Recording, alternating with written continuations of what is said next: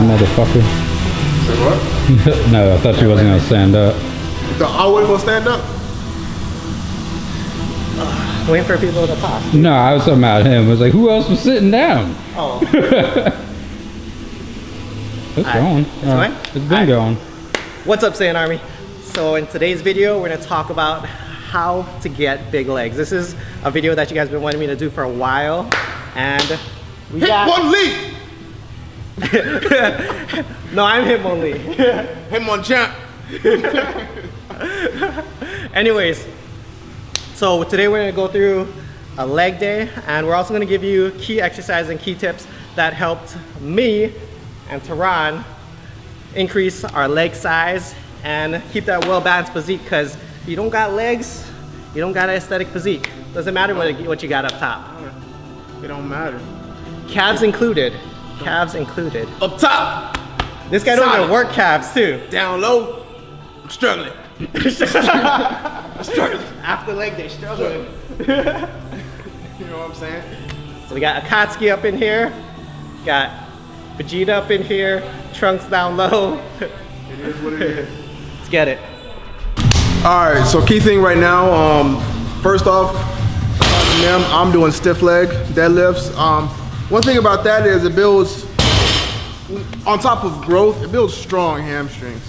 And you know, I have to kind of work things in a little different way. Obviously I want that leg size, but I also want that leg strength and the benefits of having strong big hamstrings, and that's to be explosive. So what I do is I do my straight leg deadlifts for about 6 reps, and what I do is I pause right below the knee. I just pause right here. You're just gonna have all that tension in the body, and then boom, try to explode and just really squeeze the glutes and hamstrings. So it's a Romanian deadlift then? Yeah, we have our RDL. Alright, got it. So you warmed up with 1 plate, 2 plates, here's 3. There you go. And when would you do Romanian deadlifts over regular deadlifts? Well, it's a switch, because when I do like regular deadlifts, I do that in the beginning of the week, and then later on, like Saturday, Sunday, like on my performance days.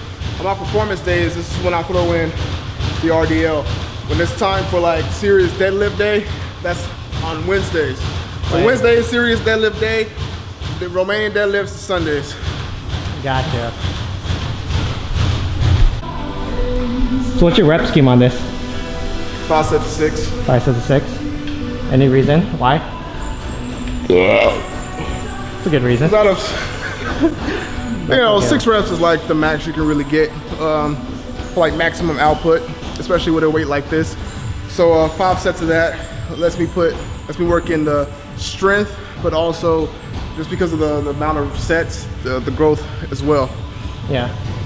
So heavier weight, less reps, more sets.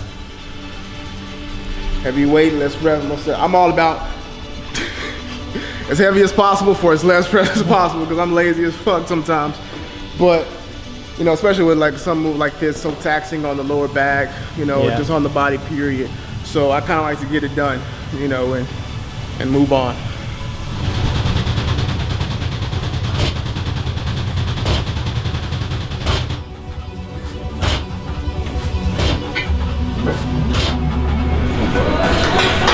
All right, first exercise to build big quads for them Super Saiyan gods is front squats. Now front squats, as you guys know, if you guys haven't watched my why you should be front squatting video, go on and watch that. I go a lot more in depth about front squats, but front squats is one of my favorite movements.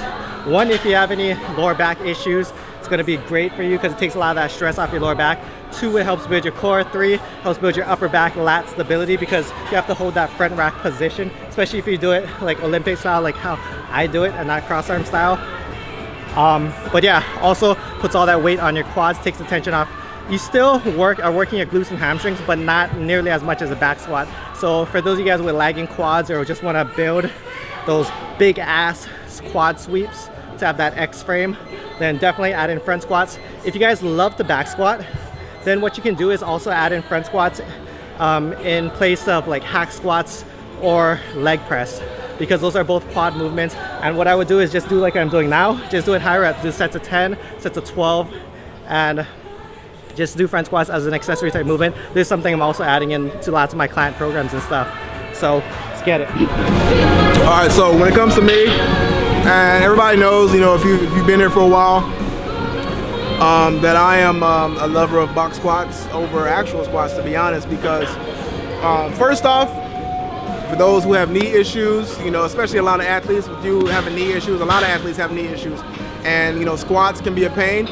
Well, when you do box squats, it's actually it helped my knee issues. I didn't have any more knee issues because I had jumper's knee, and you know, with some things that there's a video that we did with Matt, that I did with Matt earlier, showing how to rehabilitate knee problems.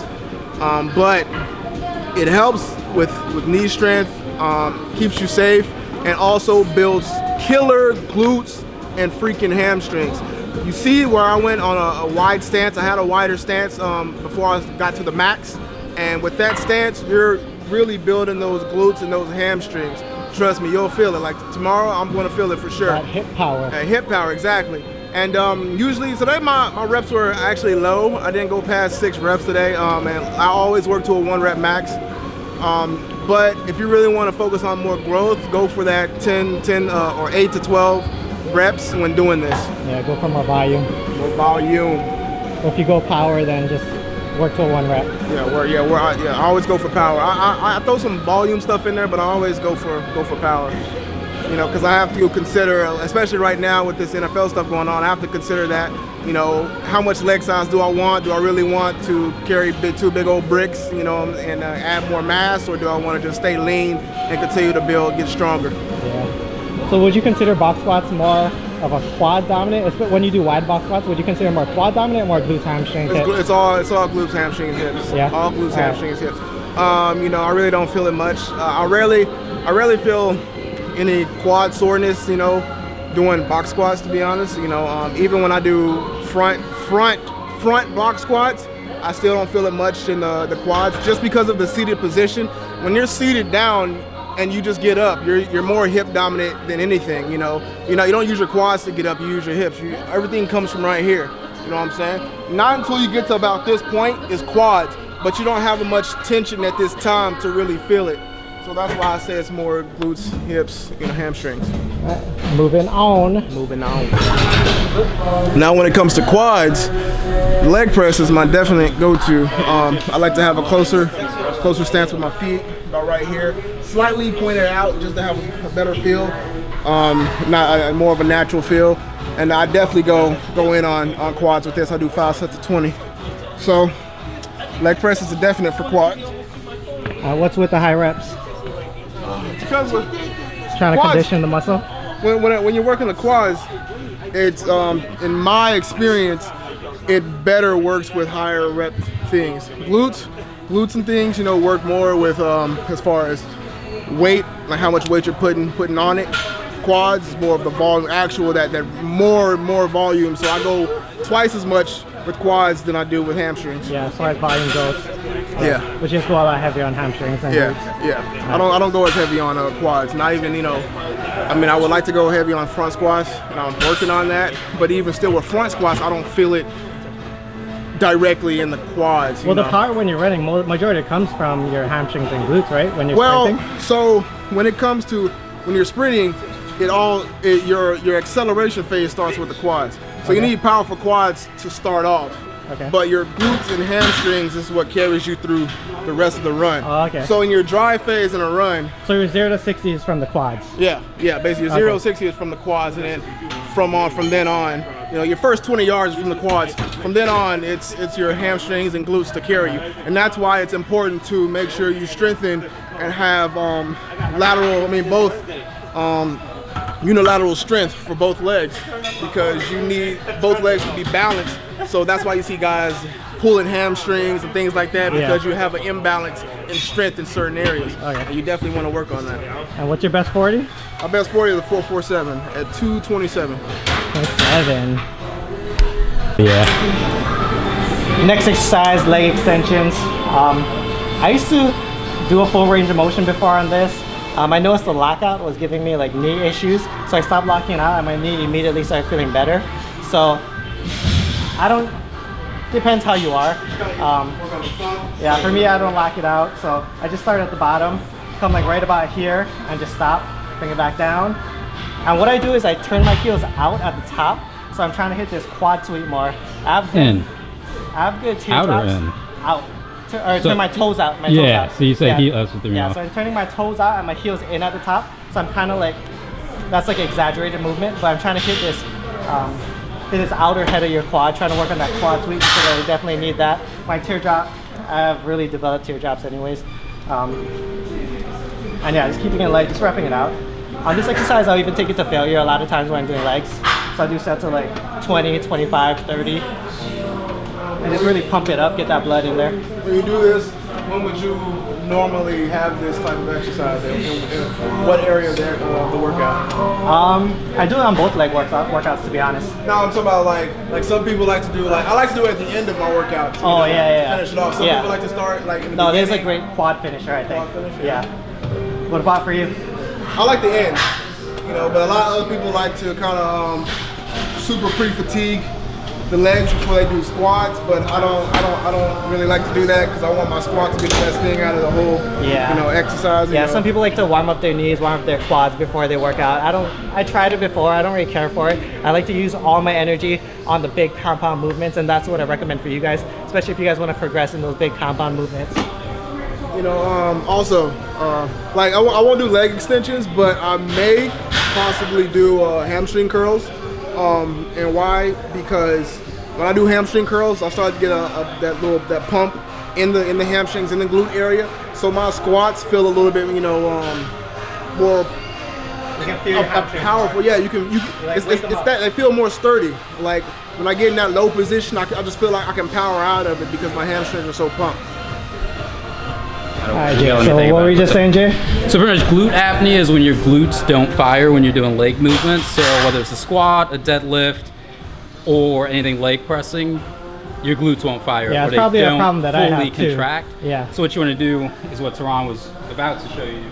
Like a single leg hip raise or a hamstring curl just to warm them up. So you don't want to hit it heavy.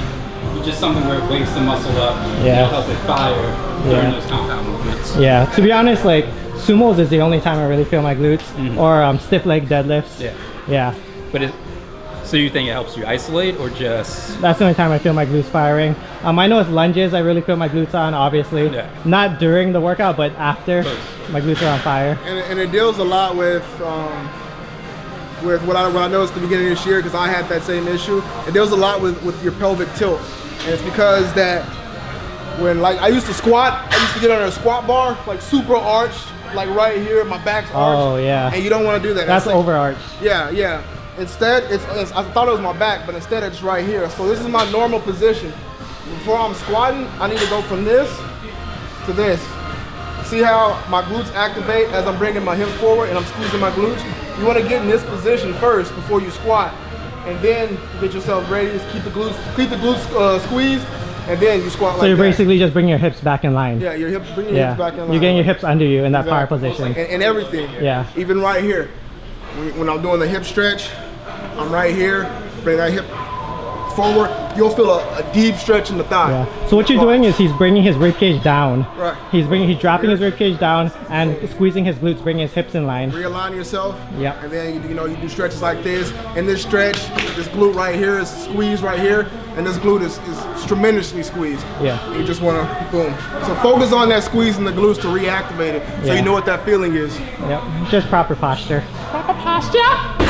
So what are we doing now, Saiyan? Single leg hamstring curls. This is actually one I got from you that I always do. How you do the power curls, where you get rid of the knee thing and you just stand your opposite foot on the ground. Yeah, because I mean, this is more. The only reason why I do that is because there's nothing I do that I'm gonna have one leg resting on something and doing this motion. Like this is, you see, if you think about this right now, this is the running motion right now. That lean. Yeah. And this right here is the engagement, the back drive, and then pulling forward. Boom, boom, boom, boom. The faster I can bring this forward, the faster I get. That's the end of the video, how to get big legs. like the video if you learned some shit today. And comment below what you want to see next. And comment below a Katsuki if you finish the video. See you guys in the next video. Much love, strength, and honor. Aloha. It's the end of the rap video. Vegeta, what does the scouter say about his power level? It's over 9,000!